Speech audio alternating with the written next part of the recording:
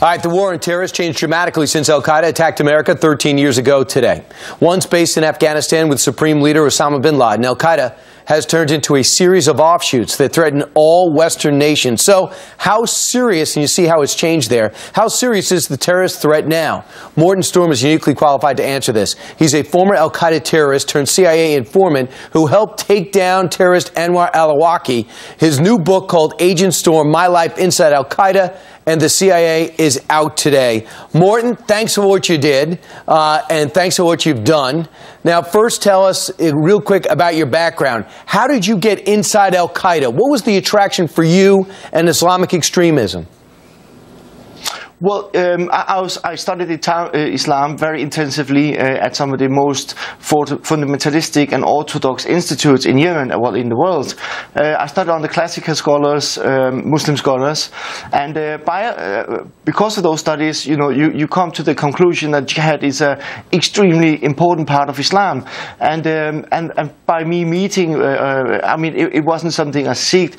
People who were there from all countries, from US, from United States of America, from Europe, from Asia and Africa, we all came to the conclusion that jihad is the most important action that you can do in Islam. It guarantees you paradise without being held accountable for your sins. So this blonde-haired guy decides he's going to become a member of Al Qaeda, and you were surprised how you were accepted quickly. It wasn't becoming a member of Al Qaeda. I actually plead allegiance to Al Qaeda while I was a double agent. However, I did have the same ideology as Al Qaeda, and so do many other hundreds of thousands of Muslims, or even millions of Muslims around the world who are Sunni Orthodox Salafis who study Islam. They all come to the conclusion that what Al Qaeda is upon is the true interpretation of Islam. So you talk to people, they're not just crazy people. Anwar Al Awlaki, a highly educated guy, what do they think about us that makes us their #1 target? First of all, as a Muslim, as a true believing Muslim, Islam means submission. And a Muslim who believes in this must submit, he submits himself fully, without questioning. Now, everything Islam stands for is the truth. Everything that is non-Islamic is falsehood. So everything you must love is for the sake of Allah, and everything you must hate for the sake of Allah. And in that category comes every disbeliever. So right now, what do we need to know about Al Qaeda here in the West as we look back at 13 years since 9/11? We need to know that Al Qaeda is still out there, is still existing, and they have now a competition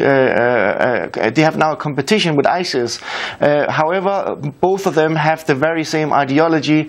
The fundamentals are still the same. What is the difference between them is the way of trying to achieve those goals. Where ISIS is obviously much more hardcore than Al Qaeda.